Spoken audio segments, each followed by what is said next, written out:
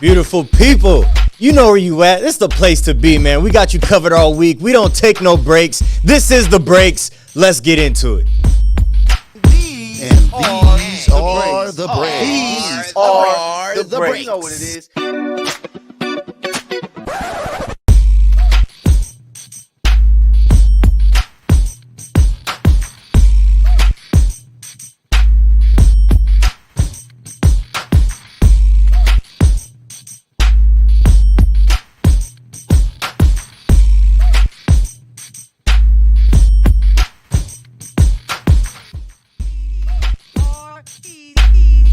Beautiful people, how y'all doing? How y'all living? How y'all feeling? You know who it is. It's your host, DeMarjay Morris. Today is Tuesday, February 6th. Sorry, no, I was wrong. February 6th. It's raining out here, man. Dealing with this cold, rainy, overcast weather out here in Southern Cal. But we doing good. Making the best of it. You know what I'm saying? Hope everybody's safe out there on them roads if you're dealing with the same weather. If some of y'all back on the Midwest, East Coast dealing with the snow, man, just, everybody just be safe, man. Snuggle up, stay warm, you know what I'm saying? Well, today we're getting into some baseball, man, and I want to talk baseball history and black baseball history, and it's a little bit of story time as well, because today I'm covering the 5 innovations that MLB got from the Negro Leagues, and starting off with number 1, we're starting with night baseball. Yeah, you heard me right. Nighttime baseball games. Before any white Major League Baseball club was playing night games, there was an owner of the Kansas City Monarchs by the name of J.L. Wilkinson. And J.L. Wilkinson, back in, I believe it was the late 1929, I forgot what month it was, but in 1929, he spent $50,000 to have a company build him portable light generators in order to host baseball night games. Now, he wasn't trying to be an innovator or anything like that. Like, he was literally doing this out of survival. How can I keep games going? How can I get people to come to games? And this was one of the ideas he had. And sure enough, it worked. It was a huge success.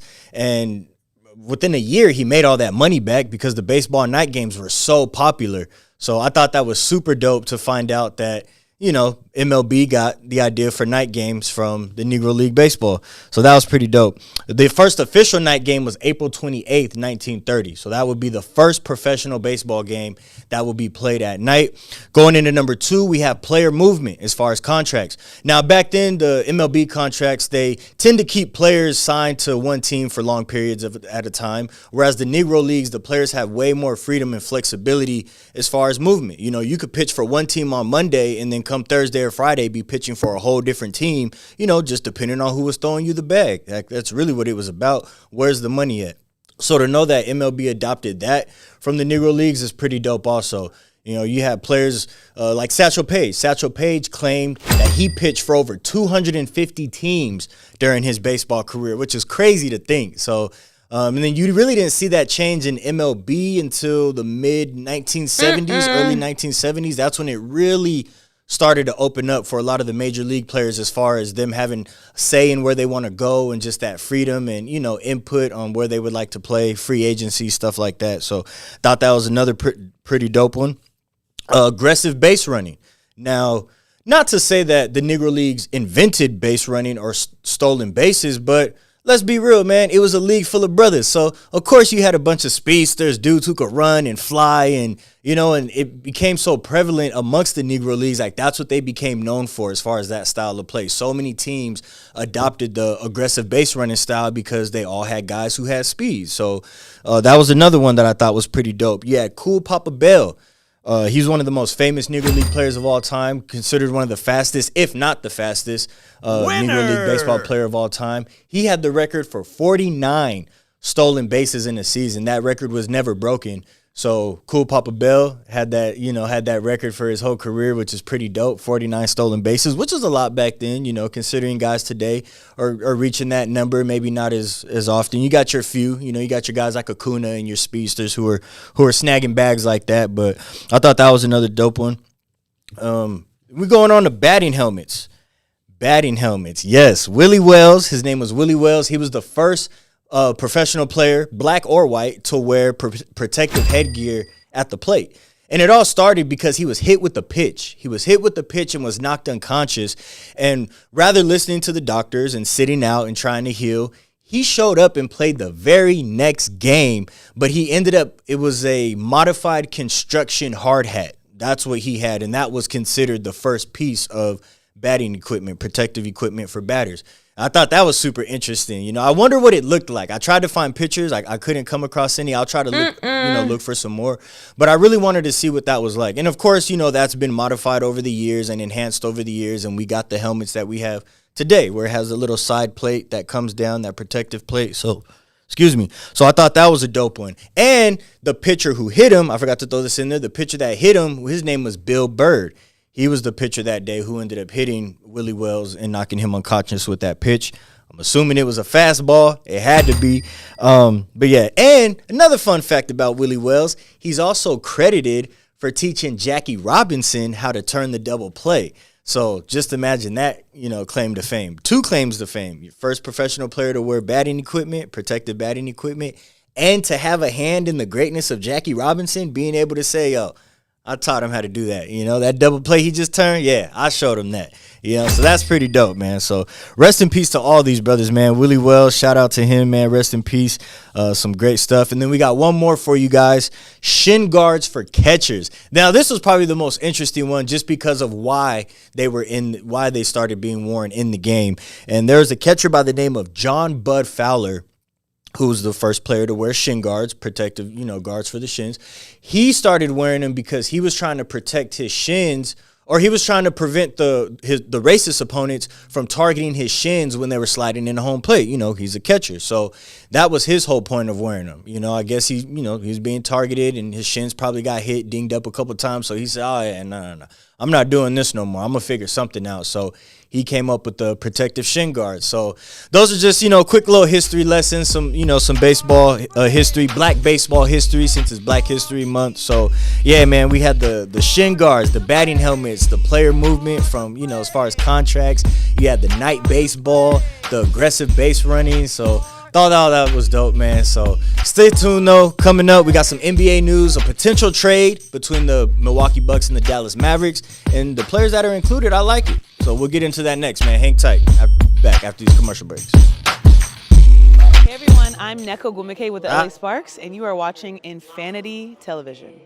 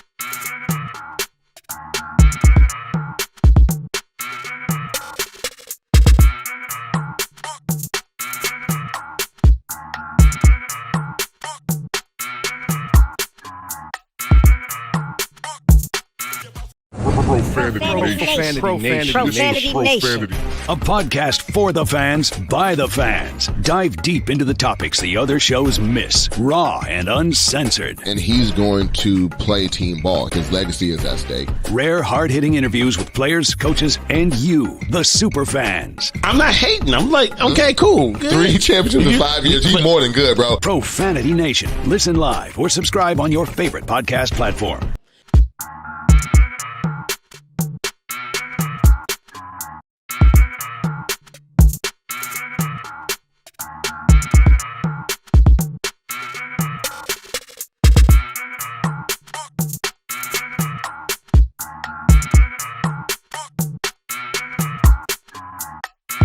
What's up, y'all? It's your girl, Chanel Gwimike, and you're watching Infinity Television. Boom. Shout out Infinity Television. This is Juju Watkins. See y'all.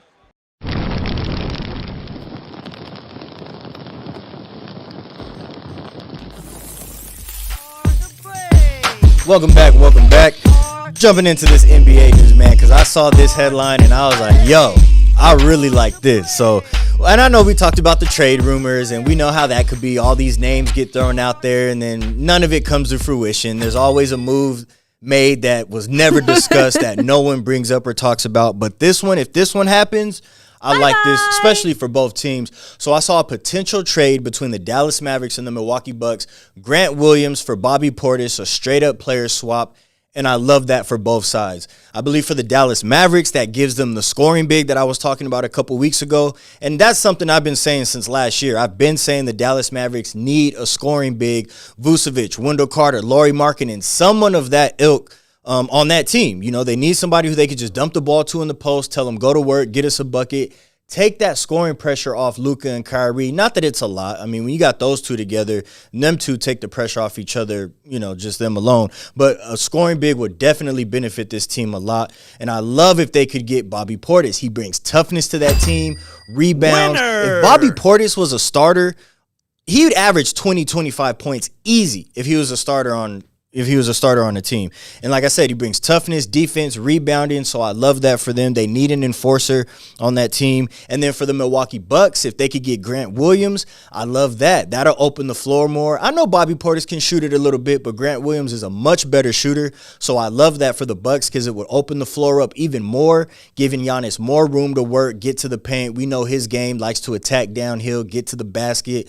Lillard, I love it for Lillard. You know, Lillard likes to play on the perimeter. So just having that spacing to benefit him as well. And then Grant Williams plays defense. You know, he can guard multiple positions. So I think that will help them a lot because we know that's where they've been struggling. Ever since they lost Holiday, this defense has been atrocious, man. The Milwaukee Bucks defense, terrible, horrible, whatever words you want to use, they've been that. It's been that bad. And they brought Doc Rivers in. I don't see how that's going to help or change because last I checked, Doc Rivers wasn't a defensive coach, not to my recollection. So interesting to see how that plays out. But if they can get Grant, there will be some improvements. And like I said, his three-point shooting ability, he can guard multiple positions, 1 through 4, even 5, at times. A little undersized, but big, stocky, solid guy, strong. So I like that for both teams. I think it would be a great trade, great move for both. And Milwaukee Bucks could be dangerous if they make that move because that's all they need is defensive help. You got the offense. You got the weapons. That's there. You don't have to worry about that, And I keep going back to the Phoenix Suns. That's my only thing with the Phoenix Suns. Bradley Beal's looking healthy. They're looking good. They're starting to click, like the Clippers did. They're starting to click on all cylinders. Same with the Suns offense. But it's the defense that I'm worried about because come playoff time, that's what you need. If you can't get stops come playoff time, you're in trouble, man. All these teams can score. That's not a problem. Any team in the playoffs, you're going to be able to put up points, but can you get stops? That's how you're going to win games. They say defense wins championships, and that's true. I believe that. So, yeah, if that move can happen, man, I like it for both teams. And then I also want to touch on Anthony Davis, man, because Anthony Davis, he's been balling this year. We got to give it to AD. He's been balling this year. He's healthy. He's showing up. He ain't missing no games. That's the one thing everybody was using against AD or talking on. If he can stay healthy, well, he's been pretty damn healthy so far. I believe he's tied for first in games played over the last calendar year. So that's pretty impressive, man, for AD. But he became the first Laker with 25 points, 15 rebounds, and 10 assists on 75% shooting from the field. Super impressive, man. This team goes as AD goes. I think we all know that. We would all agree on that. Bron can only do so much at this age. You definitely want to make sure his usage is, I don't want to say controlled, but just monitored throughout the season, just so he can be healthy come playoff time because that's when you're going to need him. But AD, man, yeah, he's been putting the team on his back. I love it. I love to see him doing his thing, balling. And let's just see if he can keep it up, man. There's no reason to doubt him. He's been doing it all year, right? Vanderbilt, they lost Jared Vanderbilt. That was a big loss. I think it's only about 3 to 5 weeks. But he's going to be huge for them come playoff time. Mark my words. He's going to be an X factor come playoff time because of his defensive ability and being able to guard multiple positions, especially the other team's bigs, and him being able to guard on the perimeter. So that's going to be huge for the Lakers come playoff time. But as far as NBA news, man, that's all we got. We do got some bets coming up, but as far as NBA news, that was it. Just, sweet and short. Stay tuned. Definitely going to get into the Super Bowl. I know everybody else has given you their predictions and plays for the Super Bowl. I was trying to wait for, the last episode till the Super Bowl, which is this one. So stay tuned because I got my takes on that. And we got some NFL bets as well. Hang tight. Hey everyone, I'm Neko Gumike with the LA Sparks, and you are watching Infanity Television.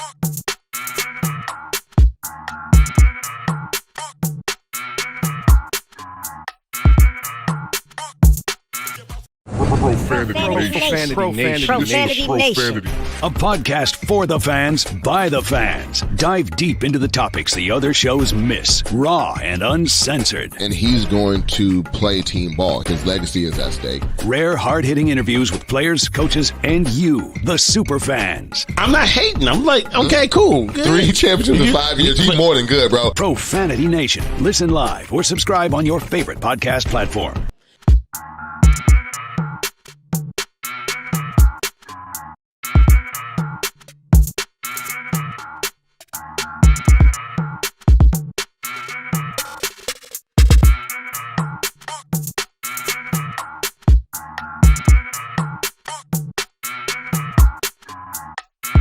What's up, y'all? It's your girl, Chanel Gwimike, and you're watching Infanity Television. Boom. Shout out Infanity Television. This is Juju Watkins. See y'all.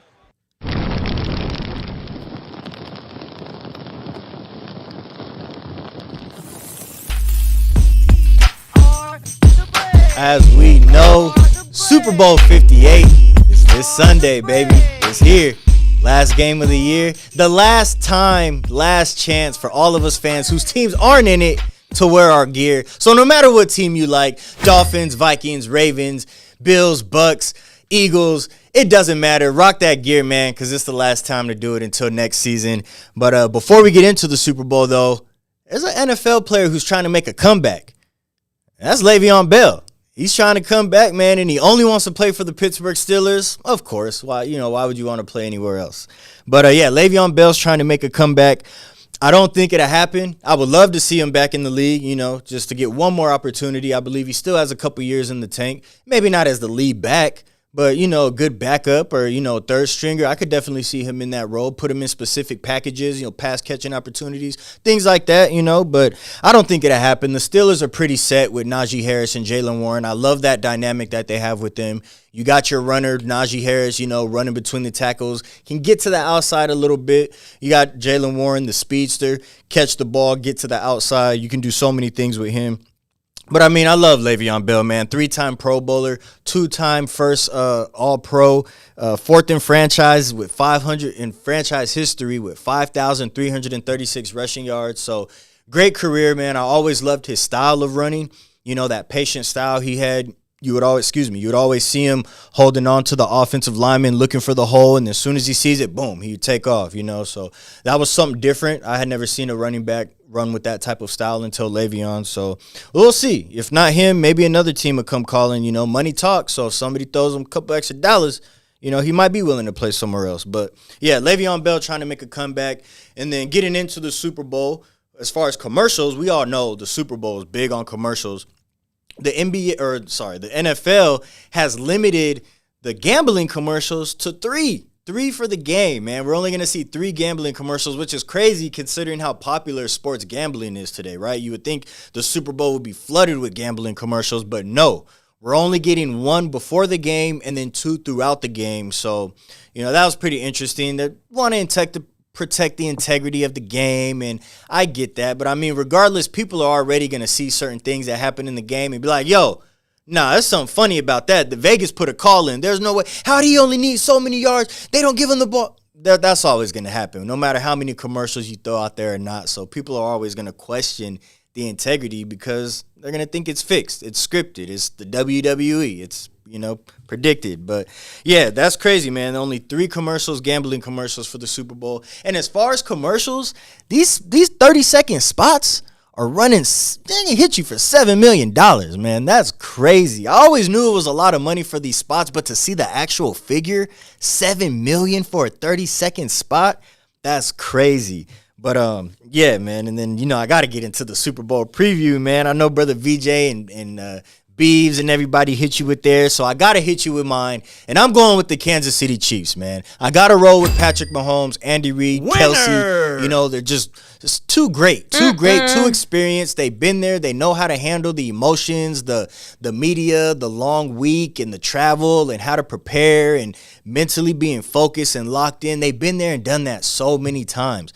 Not to say the San Francisco 49ers can't get it done. There's always a team who's their first time there and they get it done, but I just can't see it. And I know the Niners got weapons. I know you got McCaffrey, Kittle, IU, Samuel, Purdy's playing lights out. He was playing MVP ball for a good portion of the season, but I got to go with the Chiefs, man. Their secondary's been lights out. That's been the strength of the defense all year. Spagnuolo's done a great job with that defense and that secondary. And I will be looking at the Niners pass rush, though. That's the one thing that I will say gives the Niners a chance. If they can get that pass rush going, Javon Hargrave, Nick Bosa, Chase Young, if those guys can get going, you saw what happened when the Bucs played the Chiefs in the Super Bowl, and they brought that pressure and rushed Mahomes. So, yeah, I got the Kansas City Chiefs winning 30-24, man. That's my Super Bowl pick. But stay tuned because we got the bets coming up, Super Bowl bets and NBA bets for today. So hang tight because you ain't going to want to miss it. We got some winners, baby. Hey everyone, I'm Neko Gumike with the LA Sparks, and you are watching Infanity Television.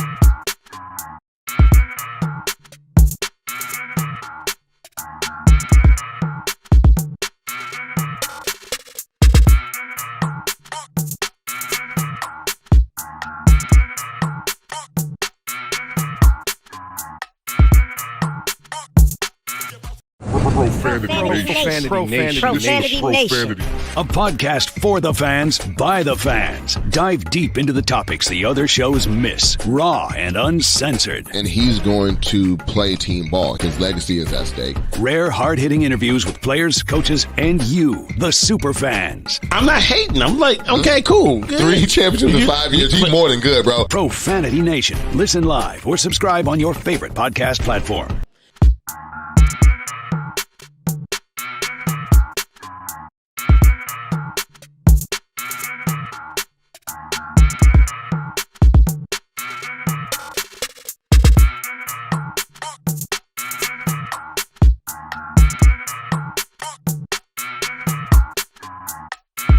What's up, y'all? It's your girl, Chanel Gwimike, and you're watching Infanity Television. Boom.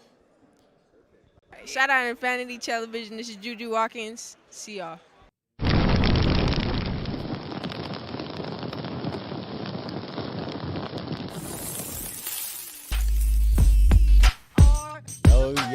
Yo. Glad to see y'all still with us, man. But why would you have gone anywhere? This is the favorite part of the show, right? It's your favorite part where we get the bets in, man. We trying to get this money. Let's go. You remember Pops from Wayne's Brothers? Money being made around here. Hey. Money being made around here. Hey, that's what we doing, man. We get into this bread. Valentine's Day's coming up. Fellas, I know we're trying to get some of that money back. I know you done flowers, chocolates, teddy bears, dinner, all that stuff. It's a pretty penny we spending, and we definitely going to try to get some of that back, man. I got y'all. I'm coming with my best. So let's go ahead and cash these in, man. To review last week, we went 2-1-1. Siakam and Jaylen Brown both went over. Siakam went over 19.5. Jaylen Brown went over 22.5. Siakam finished with 23. Brown with 25. We had DiVincenzo over 4 assists. He tied it. Can't go wrong with a push, man. At least you get your money back. It's not a loss. I'll take that every time. But Vucevic, man, Nikola Vucevic let us down. 11.5 rebounds. He only finished with 9. I thought for sure he would have dominated that matchup with Toronto. Of course, the very next game, he goes over on rebounds, and we already know how that goes. But, yeah, this week, man, I'm going to start off with the NBA bets because that's today. So if you're looking for some action today, man, I love Kevin Durant over 25.5 points versus the Milwaukee Bucks. He's gone over this in 16 of his last 19 games. You're going against Giannis. You're going against Dame. Primetime game on TNT.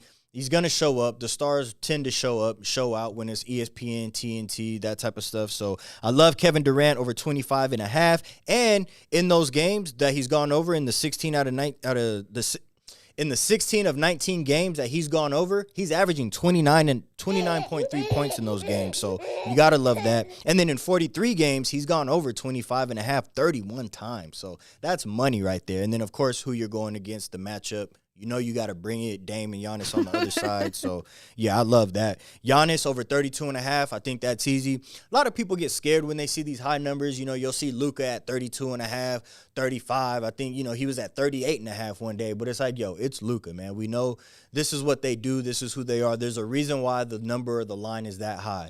You're not going to see a Dennis Schroeder at 26.5. Everybody would have to be out the game to see somebody like that at a high line. But Giannis, man, should get that fairly easy. We know he loves to attack downhill, get to the basket. He's real physical. Phoenix Suns don't really have a physical presence on the defensive end. I know they got Nurkic, but he don't really anchor the defense and hold it down like you would want, on a consistent basis. He doesn't make big impact defensive plays.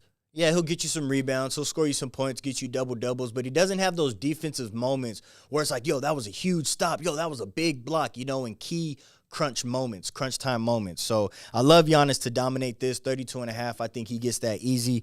And then he had 48 and 33 in his last 2 games. So you got to love that, man. But, yeah, I think I'm keeping it short and simple with the NBA, yo. I got Kevin Durant over 25.5 points, Giannis over 32.5 points. We could just two-man that.